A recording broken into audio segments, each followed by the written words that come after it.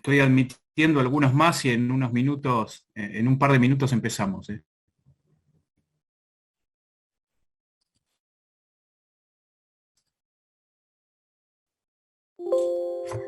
Buen día, profe. ¿Le puedo hacer una pregunta?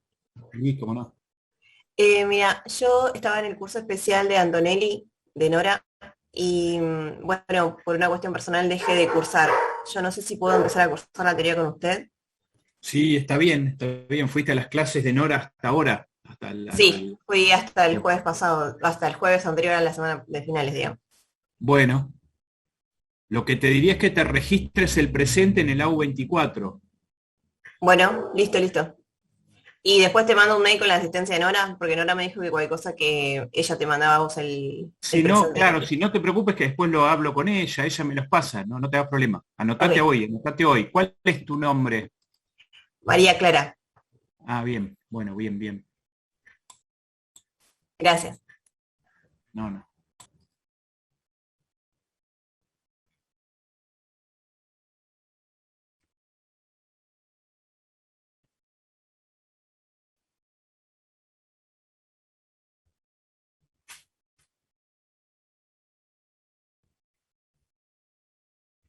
Bueno, y vamos a ver un par de temas que seguramente ya vieron en los trabajos prácticos, ya desarrollaron en los trabajos prácticos la semana pasada y esta semana.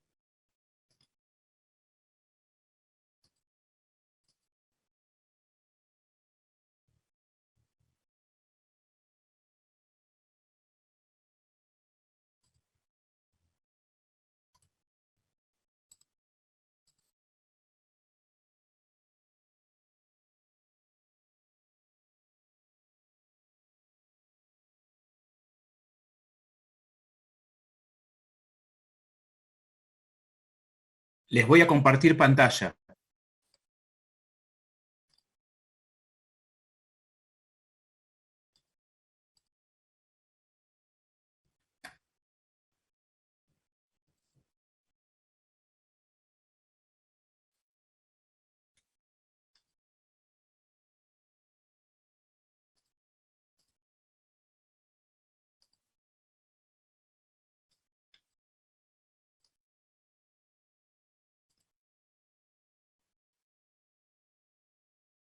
¿Se ve bien? No se ven. Ahí está. Ahora sí. Y ahora sí.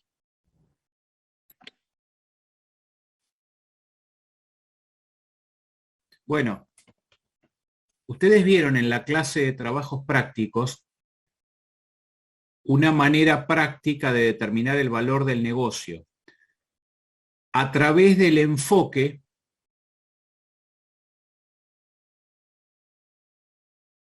que tiene que ver con la capacidad de generar ingresos futuros que un negocio tiene, que una empresa tiene.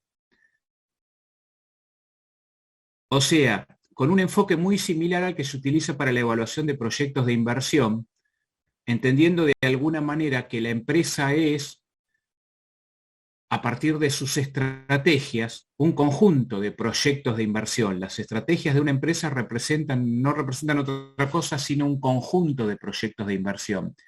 Y yo puedo estimar lo que vale una empresa en función a la capacidad de generar ingresos futuros que tiene.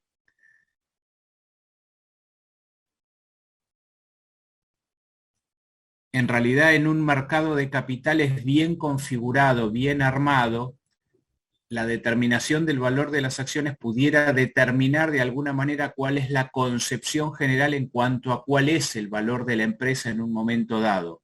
Cuando eso no está presente, o porque la empresa no cotiza en bolsa, porque los mercados de capitales no son la mejor manera de evaluarlo, y a veces porque tampoco el valor de una acción proyectado al total representa el valor total de la empresa, podemos y nos conviene determinar el valor del negocio para determinar cómo está funcionando la empresa, si las estrategias que está desarrollando realmente están generando, creando valor.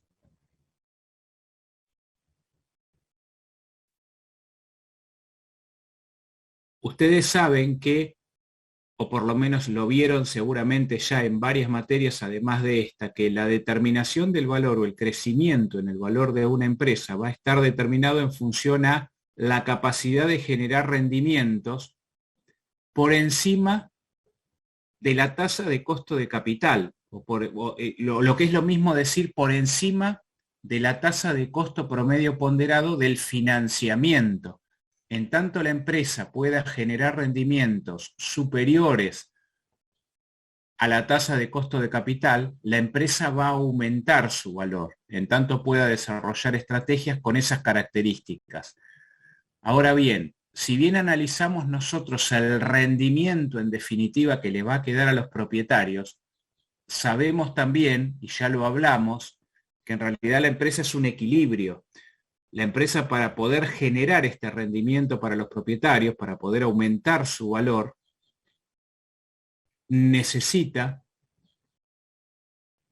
poder satisfacer a sus clientes. O sea, la base, el sustento de toda la actividad de la empresa es la satisfacción de las necesidades de los clientes, la resolución de los problemas de los clientes. Con lo cual, en primera instancia, tiene que generar una buena relación con sus principales clientes. De hecho, para que sea sustentable, tiene que tratar de que esos clientes sean sus clientes toda la vida. También la empresa va a tener que generar una relación de mediano, largo plazo con sus mejores empleados, o sea, los empleados más importantes de la empresa. También hay que tratar de que sean empleados toda la vida, porque son en definitiva los que desarrollan los productos y prestan los servicios en beneficio de los clientes. Por eso es importante que la empresa entienda lo importante que es mantener el equilibrio, de la misma manera que debe hacerlo con sus proveedores o con los intermediarios comerciales, si es que llega al consumidor final a través de intermediarios. Los vínculos en toda la cadena de valor, también esas alianzas con sus principales proveedores de bienes y servicios, con sus principales intermediarios comerciales, también son un elemento muy valioso, pudiéramos decir un activo intangible muy valioso para la empresa, y es un equilibrio que también hay que cuidar. Justamente el cuidado de ese equilibrio y el poder sustentar ese equilibrio, manteniendo buena relación con todas las partes, va a permitir también a la empresa generar rendimientos adecuados a lo que los inversores esperan. Cuando yo puedo demostrarle al inversor que mi negocio está aumentando su valor, también puedo pedirle al mismo tiempo, evidenciándole que le conviene seguir apostando a la inversión que tiene en mi empresa o seguir invirtiendo en la empresa, que tal vez sea preferible que mantenga la inversión en la empresa sin solicitar utilidades, sin pedir la distribución de utilidades, para seguir reinvirtiendo sus fondos en la empresa, en tanto y en cuanto yo pueda demostrarle al inversor que genero y que detecto oportunidades de negocios que puedo aprovechar y que me van a generar un rendimiento superior a la tasa de costo de capital, y por eso, y por ese motivo, voy a aumentar el valor de la participación societaria.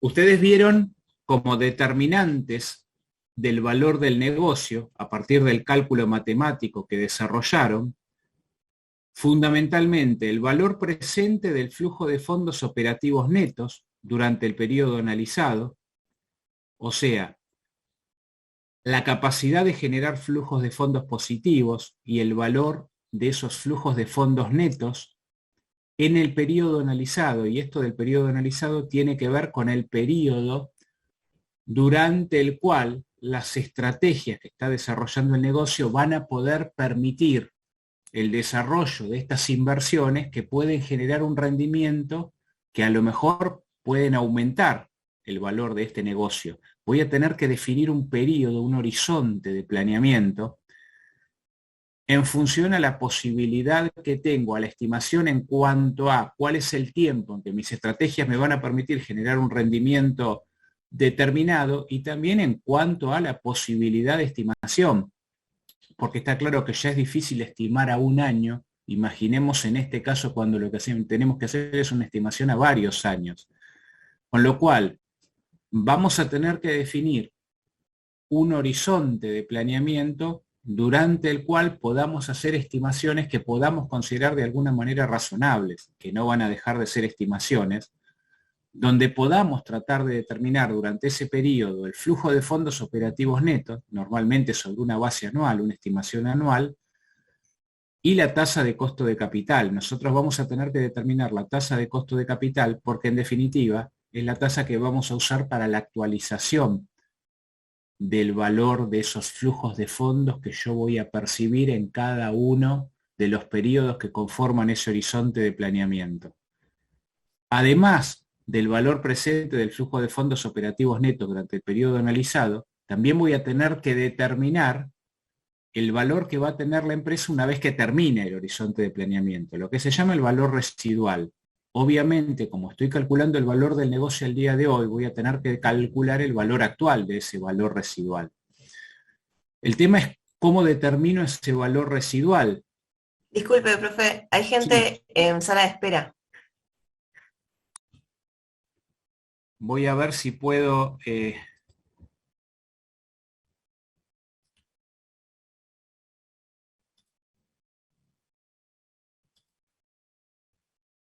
Bien, comparto nuevamente,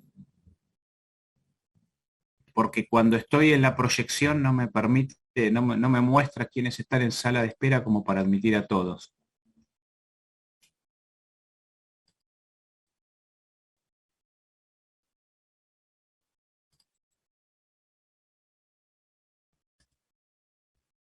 Bueno.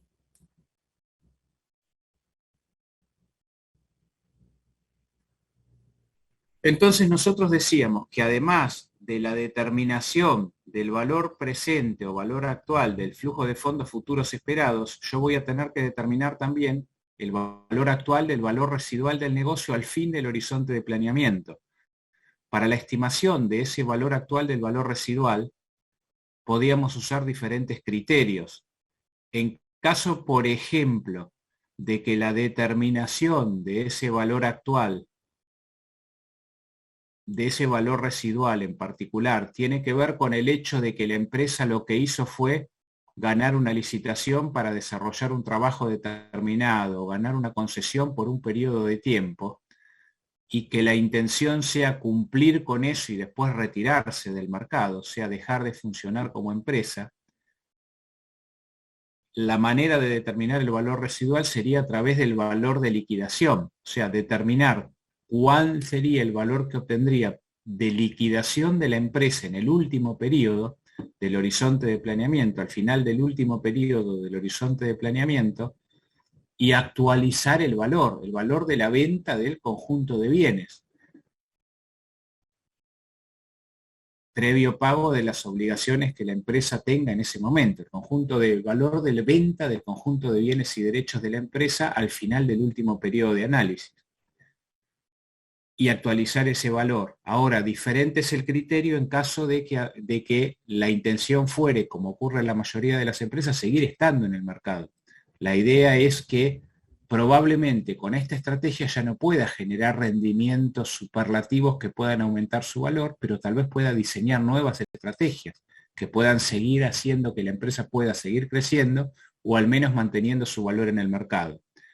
Si esa es la idea, o sea, la concepción es que la empresa siga subsistiendo, siga como empresa en marcha, hay que usar otro criterio para la estimación del valor residual, y normalmente lo que propone la doctrina utilizar como criterio es considerar al valor residual como una perpetuidad financiera, o sea, calcular una perpetuidad financiera bajo el supuesto de que desde el último periodo que estoy considerando en adelante, la empresa no va a crecer más, pero tampoco va a decrecer. Va a generar rendimientos equivalentes a la tasa de costo de capital.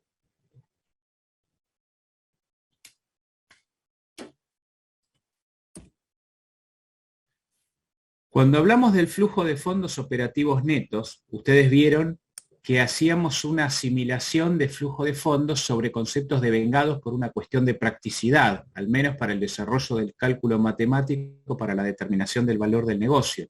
Y entonces hablábamos de los ingresos por ventas y un factor de crecimiento o una estimación del crecimiento de ventas a partir de la estrategia desarrollada, un margen operativo, o sea, estimábamos la determinación de un margen operativo, todos estos son valores devengados, pero también teníamos que definir la tasa de inversión incremental en activos fijos y en capital de trabajo, y eso lo determinábamos en función al aumento de ventas, o sea, cuánto del incremento de ventas debíamos destinar a inversiones incrementales en activos fijos y capital de trabajo para mantener estas nuevas inversiones y en definitiva esta posibilidad de crecimiento de la empresa, y la tasa de erogaciones impositivas. Todos estos factores los considerábamos para la determinación de los flujos de fondos operativos netos durante el periodo analizado.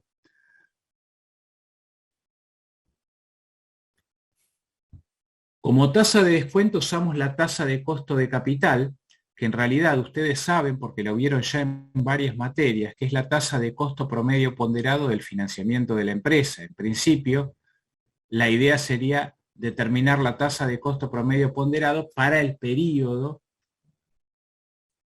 vinculado al horizonte de planeamiento, al desarrollo de las estrategias. Al tratarse de un promedio ponderado, voy a tener que identificar las distintas fuentes de financiamiento, su participación relativa y su costo. Ustedes saben también que la tasa de costo de capital propio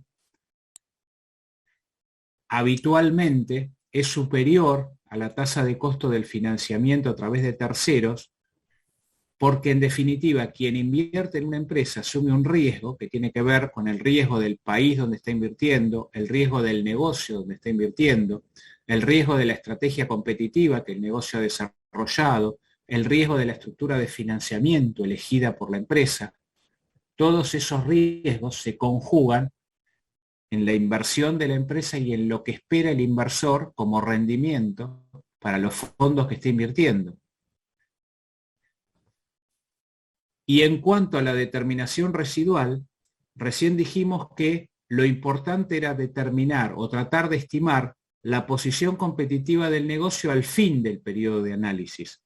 Si, como dijimos, el negocio se había constituido para cumplir con una licitación o para desarrollar una concesión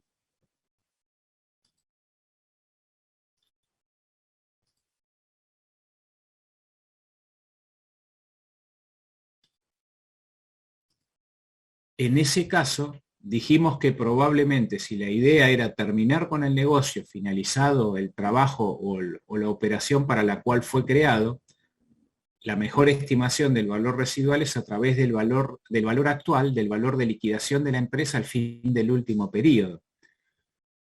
En ese caso estamos hablando de lo que se denomina una estrategia de cosecha. Ahora bien, para el caso de que la idea sea que la empresa continúe en marcha, lo que se denomina o se suele denominar una estrategia de siembra, conviene determinar el valor residual a través de una perpetuidad financiera, por lo menos eso es la propuesta. ¿Qué quiere decir considerar el valor del negocio una perpetuidad financiera? De alguna manera tratarlo como una perpetuidad financiera implica hacer el cociente entre el flujo de fondos que el negocio va a generar en el último periodo dividido la tasa de costo de capital, bajo el supuesto de que los rendimientos que va a generar el negocio desde ahí en adelante y eternamente hasta el infinito, van a ser equivalentes a la tasa de costo de capital. Esto quiere decir que de ahí en adelante el supuesto que voy a utilizar es que el negocio no va a aumentar su valor, pero también que no lo va a disminuir. O sea, voy a trabajar bajo el supuesto de que el negocio no va a aumentar ni disminuir su valor en el futuro. Por eso, trato al negocio como si fuera una perpetuidad financiera. Esto no quiere decir que los ingresos van a ser iguales todo el tiempo de ahí en adelante, sino que los rendimientos van a ser equivalentes a la tasa de costo de capital. Obviamente, para calcular el valor residual, siempre voy a tener que determinar después el valor actual de ese valor residual, porque recuerden que es un valor que estoy estimando el fin del último periodo del horizonte de planeamiento. Ustedes van a ver cuando lo vean en algunos autores, yo les sugiero verlo, lo pueden ver en Marcelo Rapaport fundamentalmente, pero principalmente en Marcel lo tienen bien enfocado porque puntualmente Rapaport habla de otros métodos para la determinación del valor de un negocio, en cambio Marcel apunta y se enfoca específicamente en este método. la capacidad que tiene el negocio de generar ingresos futuros. Pero les van a hablar de que tal vez haya que sumar a ese valor, si se trata de una empresa que se está por vender o se está por comprar, el valor del efectivo, de las disponibilidades y las inversiones temporarias que la empresa tiene, porque eso no forma parte de esta capacidad de generar ingresos. Si esto es así, esta capacidad de generar ingresos no requiere utilizar la existencia en caja y bancos o la existencia en inversiones temporarias, también tendríamos que sumarle a este valor ese importe para determinar el valor del negocio. Entonces, ¿por qué usamos el método de perpetuidad? De alguna manera el supuesto es que la capacidad de la estrategia que desarrolló la empresa para tener rendimientos superiores al costo de capital y por ende crecer durante un periodo de tiempo se debe a alguna ventaja competitiva que la empresa pudo desarrollar y que por un tiempo le va a permitir tener una posición competitiva favorable que va a generar rendimientos que le van a permitir aumentar su valor. Pero precisamente el atractivo de este negocio va a traer fundamentalmente a nuevos competidores o a cambios en los competidores actuales de manera tal que busquen diluir esa ventaja competitiva o por lo menos imitarla como para poder desarrollar nuevas ventajas. Y entonces el supuesto es que ese diferencial de rendimiento que obtengo a través de la ventaja competitiva con el tiempo se va a agotar, va a desaparecer. Por eso se utiliza el supuesto de que los rendimientos del negocio al fin del periodo de análisis van a ser iguales a la tasa de costo de capital.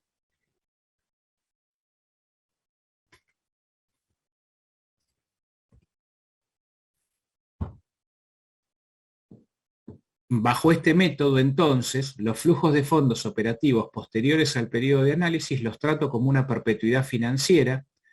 El método de perpetuidad, lo repetimos, supone que después del periodo de pronóstico el negocio va a ganar sobre las nuevas inversiones en promedio el costo de capital, o sea, va a tener un rendimiento similar a la tasa de costo de capital, lo que equivale a decir que después de ese periodo las oportunidades de inversión no van a afectar el valor presente neto del negocio, o sea, el negocio va a mantener su valor, no lo va a aumentar ni lo va a disminuir, y no se basa en el supuesto de flujo de fondos futuros iguales, simplemente refleja el hecho de que los flujos de fondos resultantes de nuevas inversiones no van a afectar el valor de la empresa porque la tasa de rendimiento de esas inversiones va a ser en promedio equivalente a la tasa de costo de capital.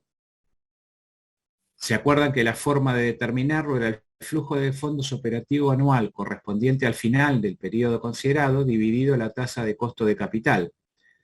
Y sobre ese valor que lo determino al fin del periodo considerado, tengo que aplicar la tasa de actualización para determinar justamente también el valor actual de ese valor residual. Ustedes también hablaron del due diligence y especialmente del due diligence contable. Se dice que un contador trabaja en due diligence cuando es contratado por alguien que está interesado en adquirir o una empresa o una parte de una empresa en marcha, y la idea es poder desarrollar un análisis patrimonial, económico y financiero respecto a la empresa que se va a adquirir o la porción de la empresa que se va a adquirir. Cuando se contrata o nos contratan para un trabajo de este tipo, hablamos de un trabajo de due diligence. No solamente nos contrata un comprador, a nosotros nos pueden contratar y seguramente les va a pasar profesionalmente alguien que quiera que tenga intención de vender su empresa, como para tratar de estimar su valor. El tema es que el trabajo es distinto. Cuando nos contrata a alguien que quiere vender la empresa, vamos a trabajar con datos que tienen que ver con la empresa que nos contrata. Cuando nos contrata a alguien que está interesado en adquirir otra empresa, vamos a trabajar con información de otra empresa. Se suele decir que el due diligence contable es una especie de auditoría de compra, pero no llega a ser una auditoría en el sentido de que lo que voy a hacer como profesional es una serie de procedimientos que básicamente en muchos casos tienen que ver con procedimientos de auditoría para tratar de estimar el valor del negocio que voy a adquirir. El tema es que estos procedimientos van a tener que ver, por un lado, con el valor de los bienes que voy a recibir si adquiero el negocio. Y esto se refiere a determinar si están correctamente evaluados, si el valor corriente de los bienes que recibo es un valor razonable, si coincide el valor contable con el valor corriente de los bienes. Porque a veces, por ejemplo, las existencias, los bienes de cambio, tal vez están conformados en proporción importante por bienes obsoletos, por bienes que ya no se venden, que ya no tienen salida, y tal vez eso no está adecuadamente registrado en la contabilidad de la empresa vendedora. También puede pasar que con los créditos pase algo parecido. Haya algunos morosos y algunos que ya prácticamente son incobrables, y eso tampoco esté del todo bien reflejado en la contabilidad de la empresa vendedora. Voy a determinar también las deudas que la empresa tenga, si están registradas todo el conjunto de deudas que la empresa puede tener, y tengo que considerar las contingencias, o sea, los pasivos contingentes, la posibilidad, por ejemplo, una de las cuestiones que va a haber que definir que hay que definir cuando se adquiere una empresa es si se van a mantener los empleados que están trabajando en la empresa o se va a contratar a otros. Si hubiere que contratar a otros, como está la legislación hoy, tengo que indemnizar, o sea, voy a tener que indemnizar a los empleados que forman parte de la empresa que adquiero. Eso también es un elemento a considerar cuando determino el valor del negocio a adquirir. Por otra parte, si la empresa, por ejemplo, depende del funcionamiento de una máquina, tiene una máquina que es fundamental en el proceso productivo, o se trata de una empresa que hace diagnósticos médicos y tiene una máquina que es fundamental para el desarrollo de los diagnósticos médicos, tengo que evaluar cuál es el estado de funcionamiento, porque es un activo que representa la fuente principal de ingresos. En definitiva, puede haber algunos contratos ya celebrados con algunos intermediarios comerciales o con algunos proveedores que tal vez haya que renegociar o hubiere que cumplir en un periodo de tiempo de acuerdo a cómo estén celebrados. Tengo que analizar el contexto en general, el contexto macro y micro. Y esencialmente lo que probablemente voy a tener que hacer es una estimación de la capacidad de generar ingresos que el negocio va a tener. Si nosotros estamos hablando y planteando este método, justamente es para plantear la conveniencia o no de adquisición de un negocio en marcha respecto a la capacidad que puede tener de generar ingresos futuros. O tenemos que considerar en este punto que hay muchos activos intangibles que no figuran en la contabilidad, que no van a figurar. Por ejemplo, la marca, por ejemplo, una determinada base de clientes fiel o leal que la empresa puede tener, por ejemplo, los vínculos que existen en la cadena de valor, por ejemplo, un know-how determinado, una forma de trabajo que tiene éxito comercial reconocido. Todas esas cuestiones no van a figurar. Y lo que voy a hacer en este trabajo es una estimación, en base a los conocimientos contables que tengo a través de determinados procedimientos que voy a desarrollar, y voy a presentarle un informe a quien tiene que decidir sobre la adquisición de la empresa para que él después decida si lo va a adquirir o no. No es un trabajo de auditoría porque probablemente yo no tengo seguro los elementos de juicio necesarios como para dar una opinión determinante. Lo que voy a hacer es el resultado, lo que voy a expresarles es el resultado de una serie de procedimientos que voy a desarrollar.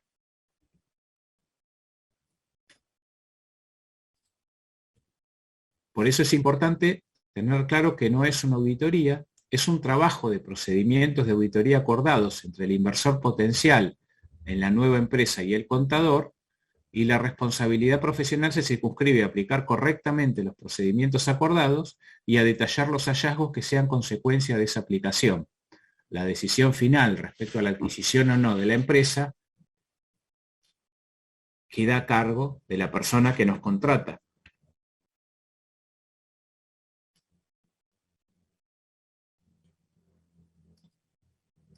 Bueno, esto es lo más importante respecto a la determinación de valor del negocio, bajo el criterio de la capacidad que el negocio tiene de generar ingresos futuros. Vamos a ver otro tema que ustedes lo llegaron a ver en el siguiente trabajo práctico, si no tengo mal los registros, lo vieron esta semana, lo vieron esta misma semana en la clase de trabajos prácticos, que tiene que ver con lo que es el cuadro de mando integral y los mapas estratégicos, tema sobre el que vamos a volver durante la cursada más adelante. Les voy a compartir pantalla ahora con este tema.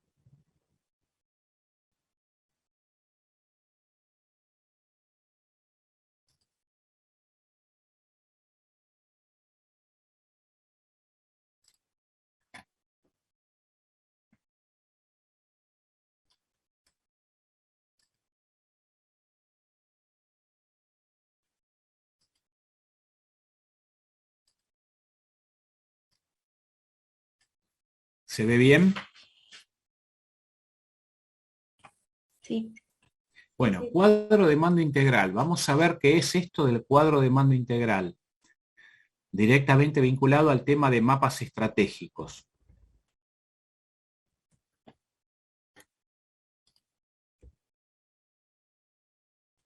Esencialmente, un cuadro de mando integral está conformado por un conjunto de indicadores de desempeño, que tienen la particularidad de que en su mayoría no son monetarios, como los que estamos acostumbrados a trabajar nosotros en la contabilidad tradicional, y que se vinculan en forma directa con la estrategia empresarial. Por eso hablamos de cuadro de mando integral. Cuando estamos hablando de un conjunto de indicadores que no se vinculan con la estrategia empresarial en forma directa, porque son indicadores de cómo funciona un proceso determinado o de la actuación de un área de responsabilidad dentro de la empresa y nada más, hablamos de tablero, no de cuadro de mando integral. El cuadro de mando integral es el conjunto de indicadores que reflejan la estrategia empresarial. Por eso, lo importante es que ese conjunto de indicadores, o que a través de ese conjunto de indicadores, quién los consulta, quién los analiza, que se supone que pudiera ser cualquiera dentro de la empresa, porque debiera estar a disposición de todos dentro de la organización, pueda tener una idea de a dónde apunta la estrategia empresarial, porque de alguna manera es un formato informativo que me plantea el conjunto de la estrategia empresarial a través de un grupo de indicadores que normalmente se plantea que no sean demasiados. Habitualmente la idea, o por lo menos la propuesta de quienes diseñaron la herramienta, es que no sean más de 20 o 25 indicadores. O sea, de 4 a 6 indicadores por cada perspectiva. Y ahora vamos a ver qué es esto de la perspectiva. Se supone que este es un formato informativo que nos va a ayudar para planificar, porque de alguna manera traduce la estrategia en algo que resulta claro para todos y facilita la comunicación entre todos dentro de la empresa para que todos sepan a dónde estamos apuntando. Como dijimos, está centrado en la estrategia empresarial, en la estrategia que desarrolló la empresa para poder alcanzar sus objetivos.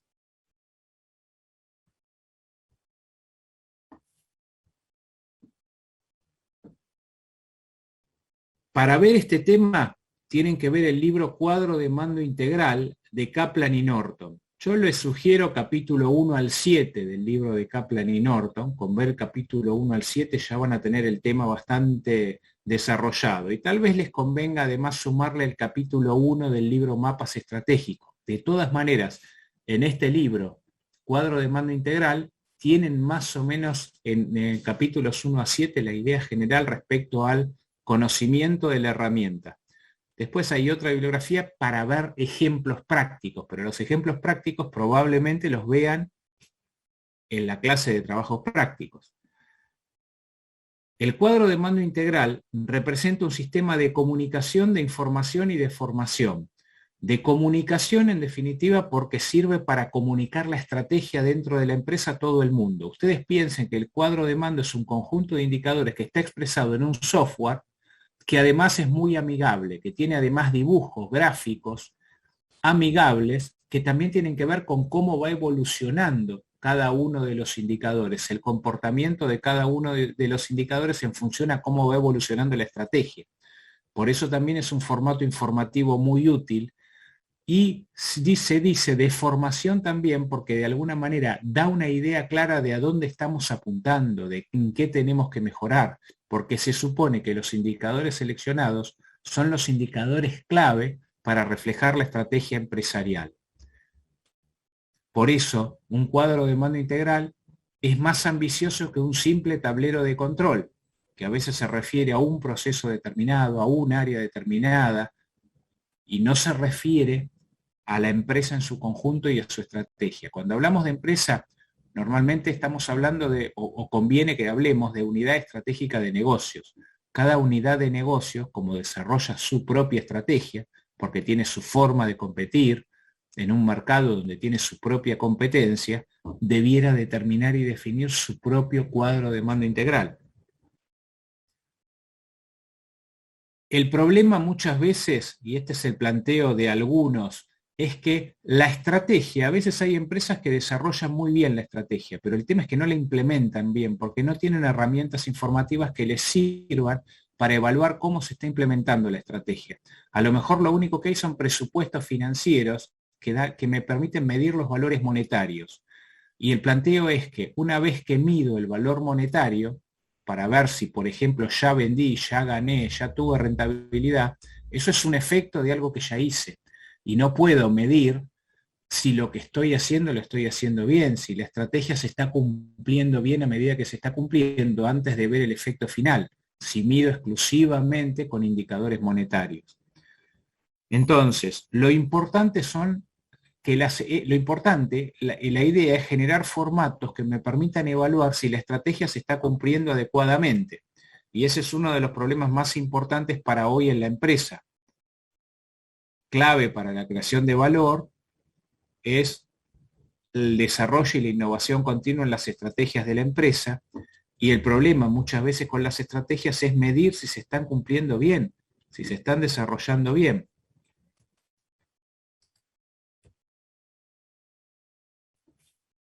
Entonces se plantea que el desafío de los ejecutivos del negocio de hoy es redefinir e implementar la estrategia del negocio en forma rápida y efectiva. El tema es que a veces definir una estrategia se puede hacer bien, el tema es ejecutarla adecuadamente. Y el planteo de los autores es que existen algunos factores que dificultan la implementación adecuada de una estrategia, que a veces se define muy bien, pero después cuesta mucho implementarlo o no se implementa adecuadamente.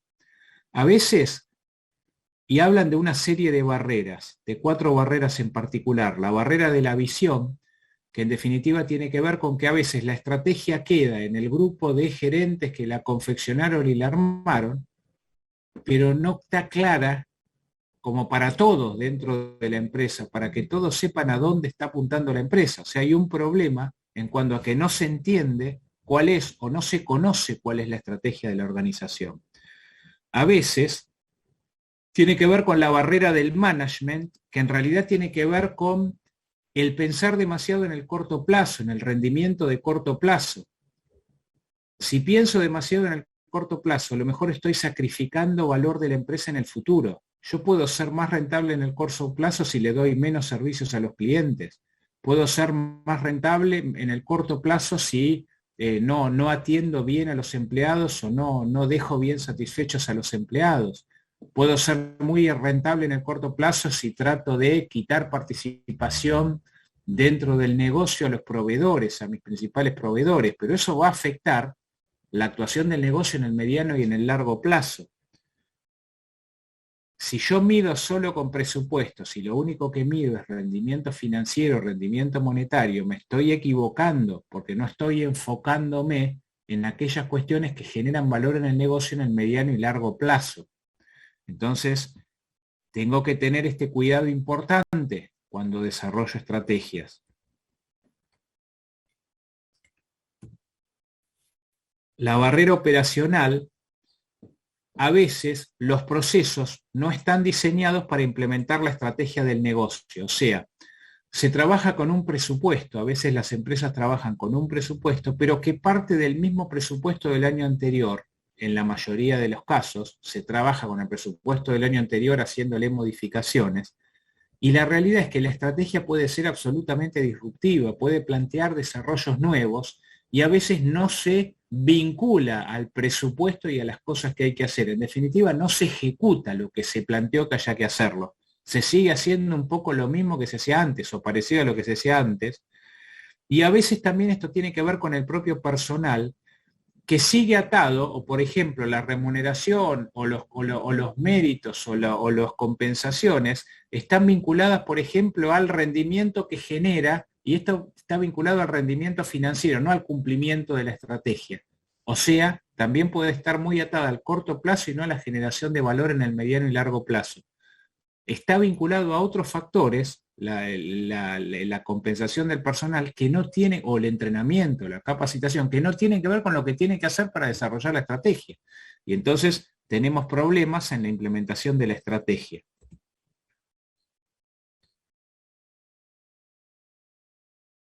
La idea entonces es lo que dijimos hoy, que el cuadro de mando integral sea un elemento de comunicación, de información y de capacitación a todos, para que todos sepan lo que tienen que hacer y para que todos dentro de la organización se encaminen a donde corresponde, que es a la consecución de la estrategia empresarial.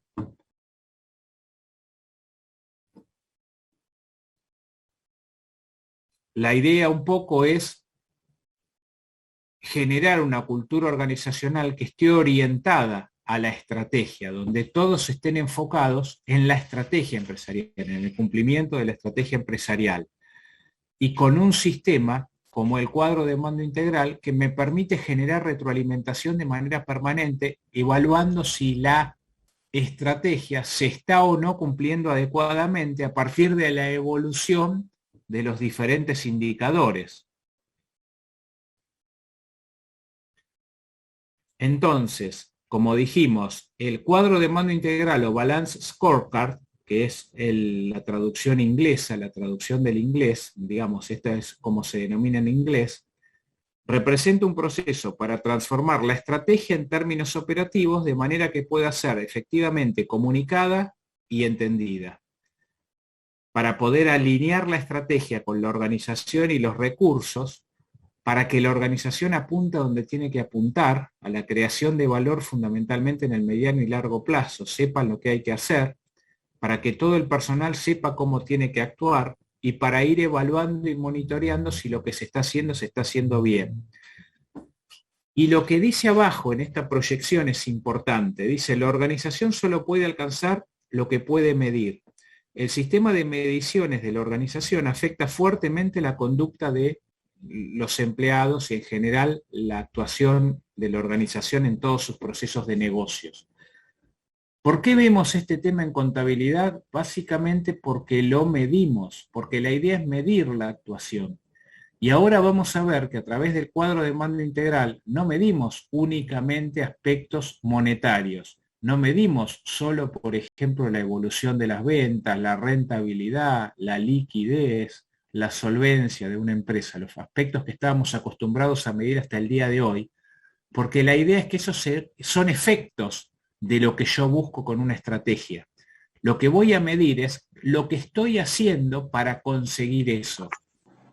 Y por eso voy a generar indicadores a partir de 4 perspectivas. No solamente la perspectiva financiera, que es a la que habitualmente estamos acostumbrados los contadores, y que tiene que ver con los indicadores que habitualmente usamos vinculados a la generación de información patrimonial, económica y financiera de la empresa, y en este caso a la proyección futura, porque siempre un cuadro de mando se hace planteando indicadores que son los indicadores de actuación futura, y por ende me va a convenir estimar los valores esperados de esos indicadores a partir de la estrategia.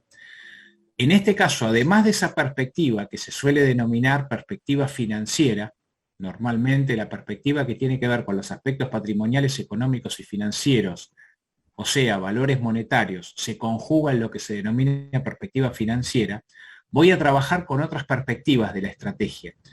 En el planteo original de los autores, las otras perspectivas, aunque obviamente no hay ninguna norma que diga que haya que hacerlo de esta manera, es la propuesta doctrinaria y además que tiene que ver con lo que las empresas desarrollaron o la manera en que las empresas desarrollaron el cuadro de mando.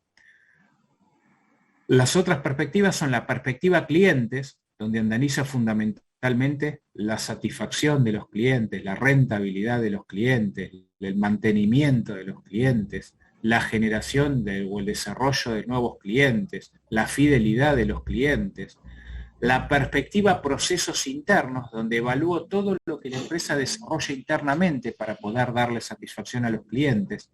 Y esto tiene que ver también con los procesos de innovación, o sea, todos los procesos de innovación, el desarrollo de nuevos productos o servicios, o las mejoras necesarias para poder satisfacer mejor a los clientes y resolver sus problemas. Toda la operatoria que tiene que ver desde que el cliente pide el producto hasta que se lo entrega, y todo lo que tiene que ver con los servicios posteriores a la venta, o sea, todo lo que pasa desde el cliente adquiere el producto hasta que lo termina eliminando. Cubrir todos esos aspectos. ¿Qué tiene que hacer la empresa como fundamental para desarrollar todos esos aspectos? ¿Y cuáles son, obviamente, de la misma manera que en la perspectiva cliente, los indicadores que mejor definen eso, que me muestran mejor eso en función a la manera de competir que tiene la empresa? Y por último, la perspectiva que se suele denominar de aprendizaje y crecimiento. Acá cuando hablamos de crecimiento no estamos hablando del crecimiento de la empresa en términos de ventas, sino que estamos hablando de cómo la empresa puede crecer en conocimiento, en lo que se llama el activo intangible del conocimiento, a través de la mejor capacitación de los empleados, la satisfacción, la motivación de los empleados, a través de poder contar con los mejores sistemas de información, para poder obtener la información necesaria para tomar decisiones en cada momento, en el momento que más le conviene a la empresa o que la empresa más lo necesita.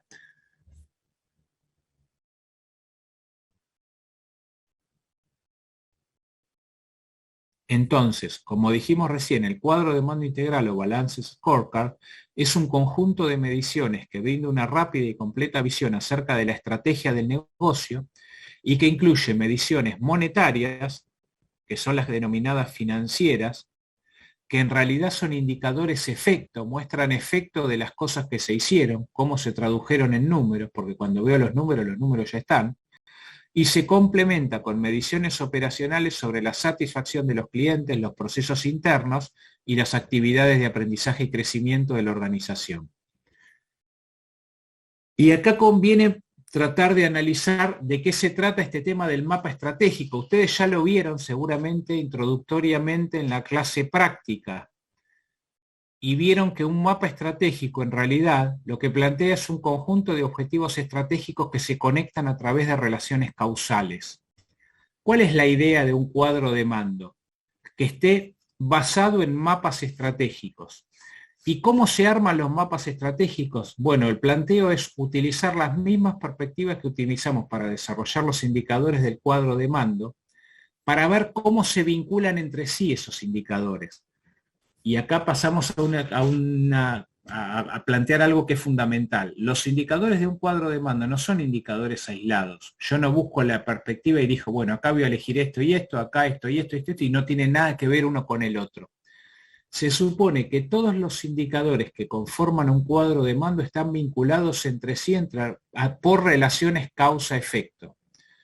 El planteo es, bueno, mi objetivo financiero siempre va a ser, tal vez, depende del momento del negocio. A lo mejor estoy en un momento de introducción de un nuevo negocio y el objetivo principal es conseguir mayor participación en el mercado.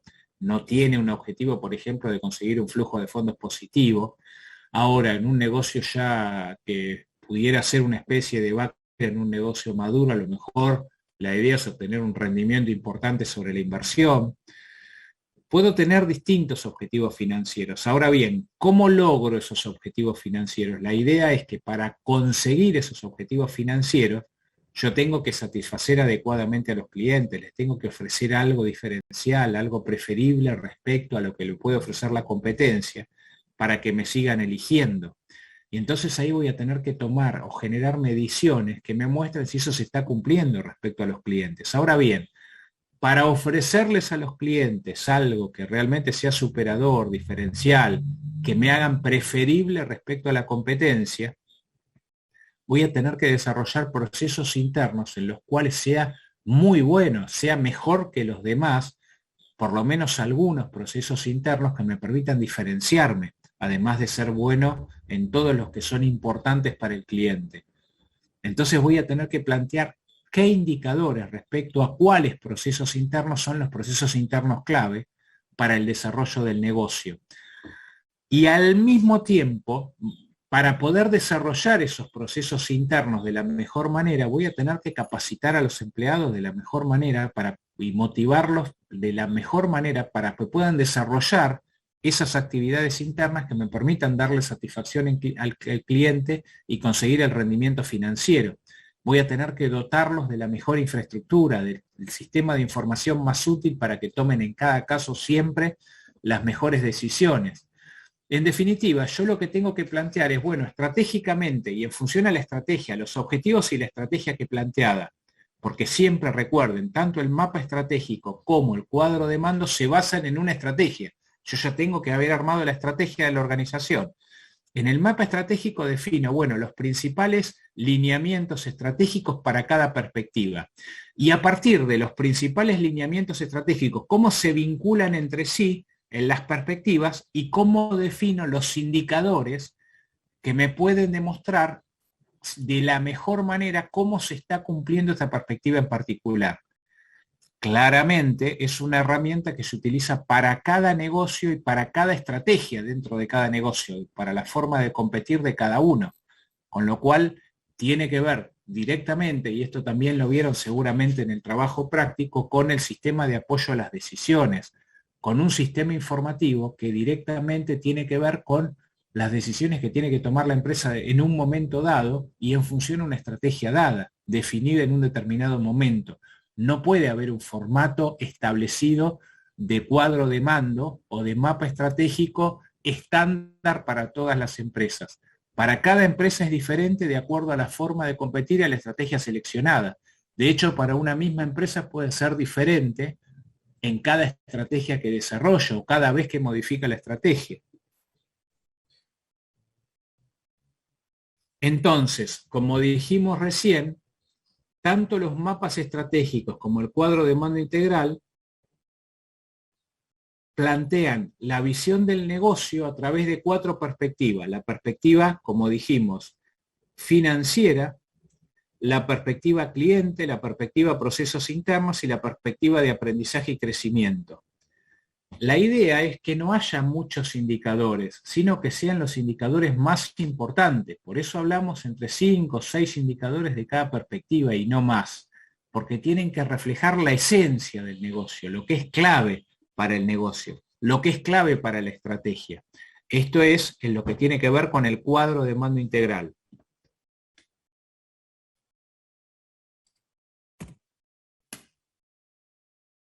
Bueno, acá hay un planteo gráfico de las diferentes perspectivas. La perspectiva financiera tiene que ver con cómo nos vemos para los inversores, la perspectiva de clientes con cómo nos ven los clientes, la perspectiva interna qué debemos mejorar, la perspectiva de aprendizaje y crecimiento, podemos continuar mejorando y creando valor.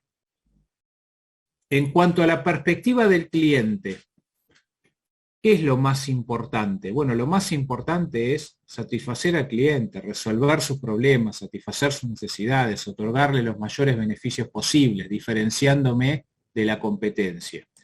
¿Cuáles son las principales mediciones en esta perspectiva del cliente?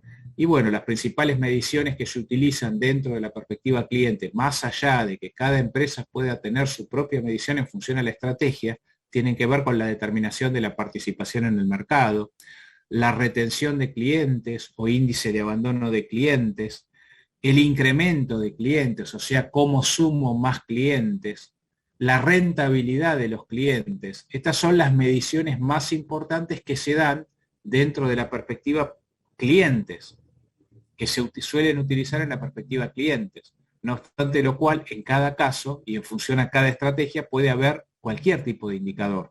Acá no hay límites en cuanto a cuáles indicadores puedo desarrollar. Estos son los más comunes.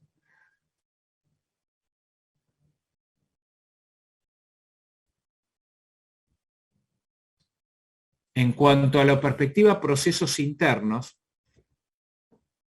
básicamente lo que plantean los autores es que podemos hablar de una cadena de valor de los procesos internos, así como hablábamos de la cadena de valor de la empresa o la cadena de valor del producto o cadena de valor del negocio, conformado por todas las empresas que de manera interdependiente intervienen como para poder elaborar el producto o servicio que llega al consumidor final, considerando toda la utilización del consumidor final, podemos hablar de la cadena de valor de los procesos internos de una empresa.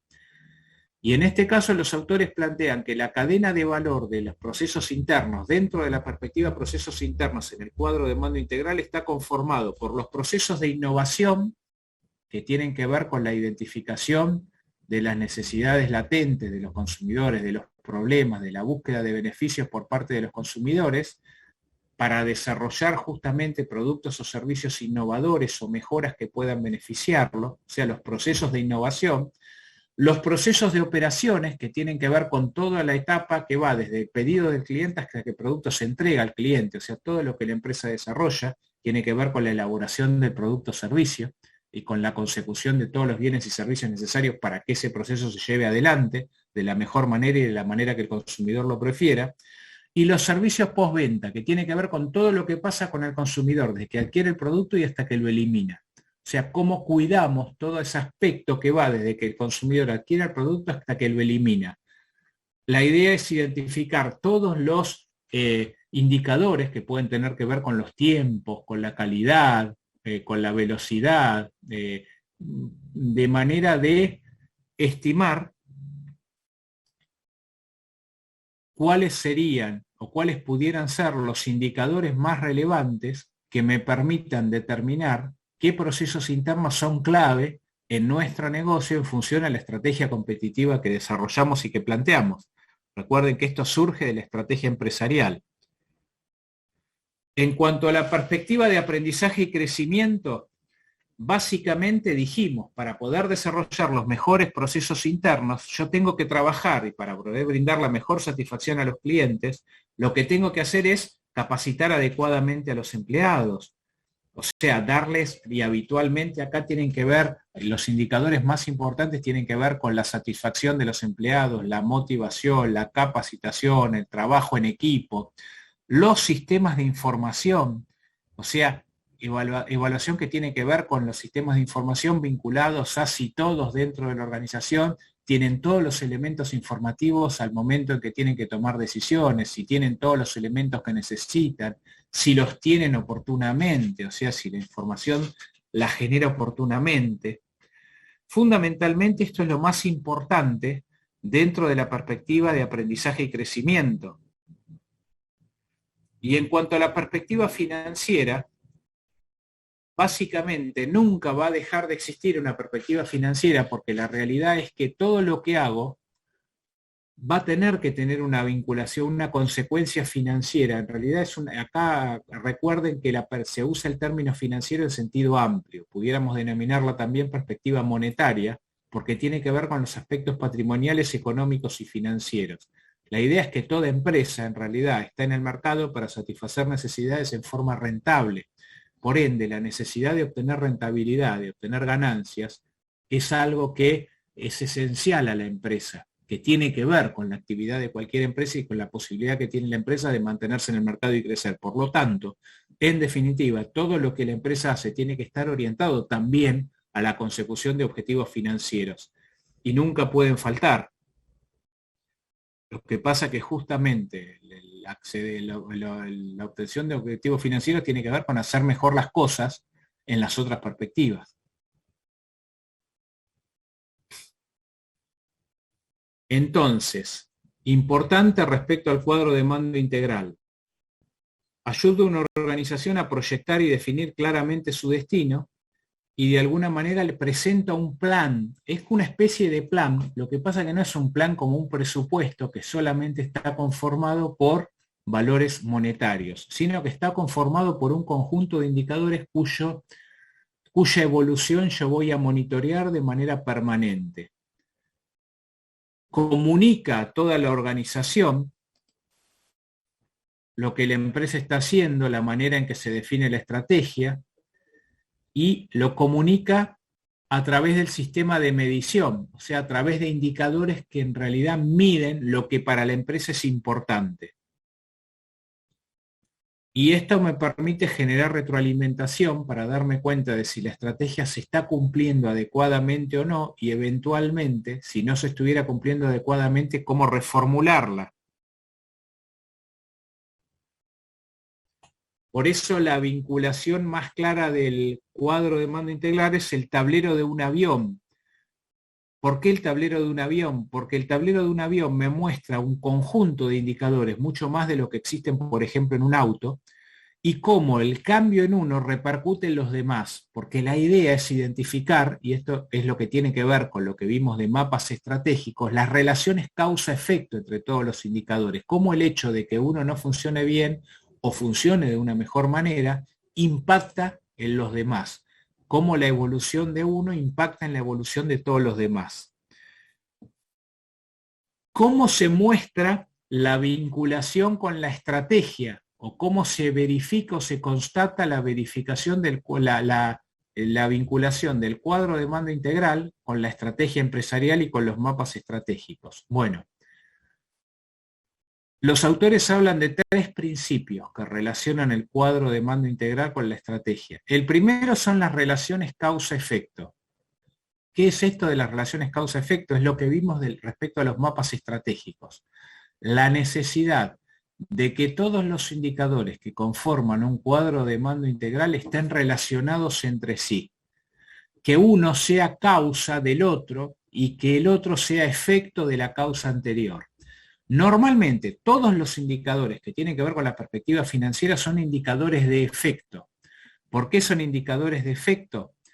Porque en definitiva me muestran qué pasó. Cuando yo miro los datos financieros, la venta la obtuve, crecieron o no crecieron, la rentabilidad fue la que esperaba o no fue la que esperaba, pero es algo que me muestra un efecto.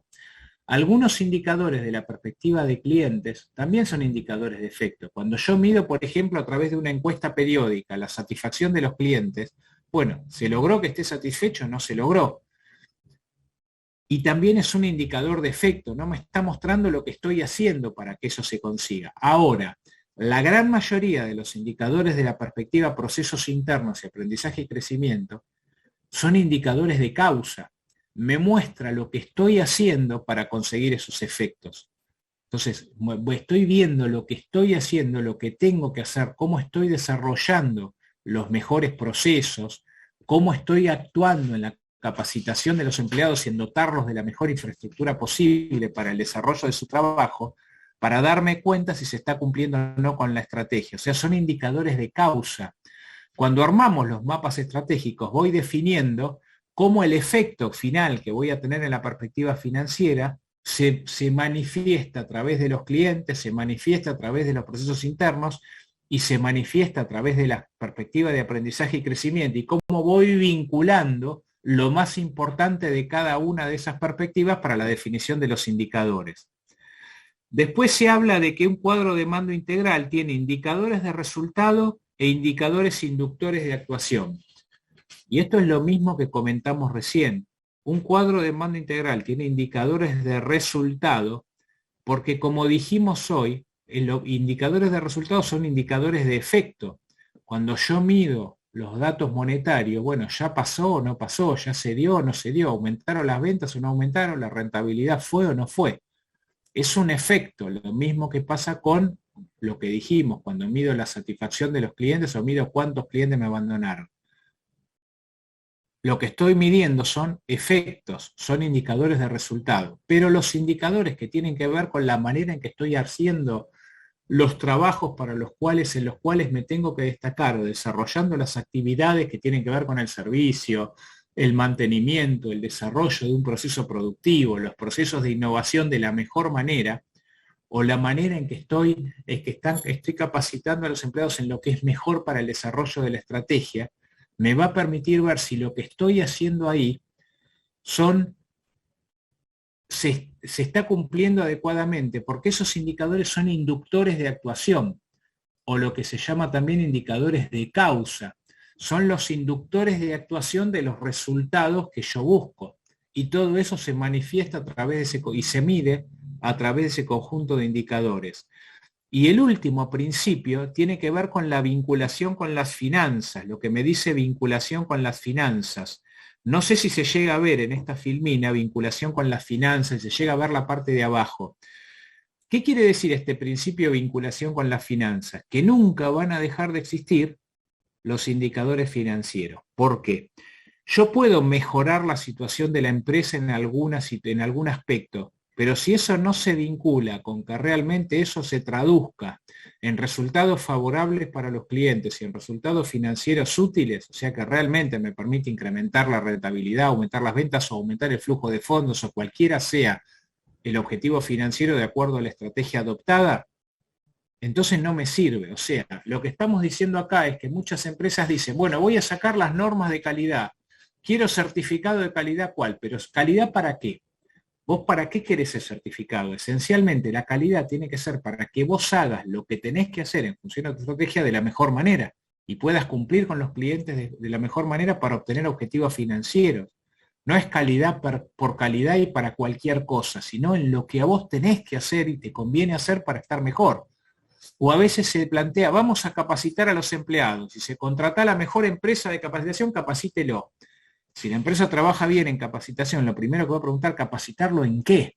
Porque lo importante no es capacitar por capacitar, sino que el empleado sepa lo que tiene que hacer para el mejor cumplimiento de la estrategia. O sea, capacitarlo en algo que realmente sea útil y sirva para lo que la empresa está persiguiendo, para lo que es el objetivo de la empresa y lo que la empresa tiene que hacer. Para hacer mejor la empresa, lo que la empresa necesita que cada empleado haga. Y al mismo tiempo para que cada empleado esté mejor. A lo mejor logro una gran capacitación per se, pero que no tiene una vinculación con los aspectos que la empresa necesita. Entonces, ahí estoy disociando aspectos que tienen que ver con mejoras internas, pero que no se vinculan con los aspectos financieros. Y entonces estoy perdiendo el hilo, estoy perdiendo la relación causa-efecto y entonces no me sirve. Por eso también se habla de que es importante esto de la vinculación con las finanzas. ¿Se entendió más o menos de qué se trata todo esto del cuadro de mando integral y los mapas estratégicos?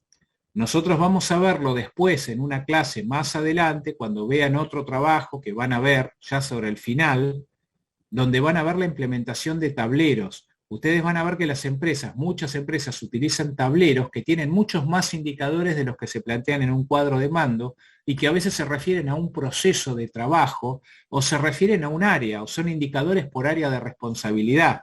De hecho, quienes diseñaron la idea de este cuadro de mando integral lo que plantearon es que esto se puede desagregar área por área en función al cuadro de mando principal. Cada área puede desarrollar tableros orientados al desarrollo de su cuadro de mando con indicadores específicos de lo que cada área tiene que hacer para conseguir los objetivos estratégicos planteados en el cuadro de mando.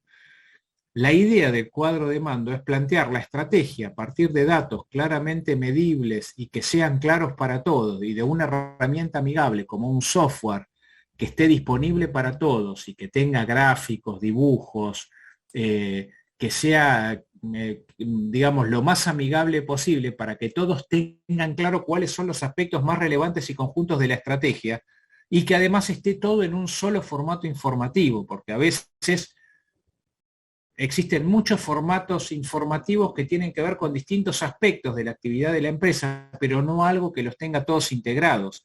A veces el problema en las empresas no es que falte información, sino que hay exceso de información. Y entonces no se pueden concentrar en lo que realmente es importante y clave. Por eso la idea y el surgimiento de esta herramienta. Y precisamente porque son elementos de medición, los tratamos como elementos contables.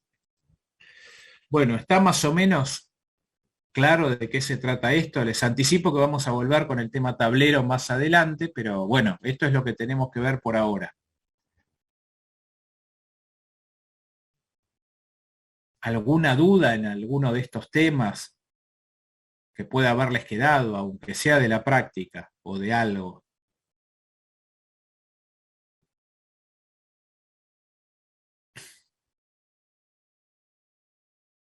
Bueno, entonces nos vemos el próximo jueves. Recuerden para este tema, el valor de negocio principalmente, si pueden ver Marcelo Rapaport, preferentemente Marcel, porque lo tienen directamente enfocado al criterio de evaluación de empresas que nosotros planteamos. Y el tema de cuadro de mando integral, yo les recomiendo capítulo 1 a 7 del libro Cuadro de Mando Integral de Kaplan y Norton y el capítulo 1 del libro Mapas Estratégicos. Creo que con eso van a andar bastante bien respecto a este tema. Bueno, nos vemos el próximo jueves. Muchas gracias. Bueno, gracias. Dale, profe. Gracias, Listo. profe. Gracias. Muchas Chao, gracias. chao. Hasta luego. ¿Le puedo hacer una consulta? Sí. La profesora Nora Antonelli me dijo que se iba a comunicar con usted por lo de las asistencias que yo tenía con ¿Por ella. qué? Por las dos asistencias que tenía en el curso especial con ella. Ah, está bien, por las asistencias, sí, me lo plantearon también, me lo planteó justo otra alumna también. No te preocupes que ella me va a pasar las asistencias de ustedes. Lo importante es que ustedes se registren en la asistencia a esta clase. Sí, También sí, ahora. me dijo por Yo mail las que se asistencias comunicaba con anteriores, usted. no te preocupes que ella me las va a pasar a todas. Bueno, perfecto. Muchas gracias. No, a vos.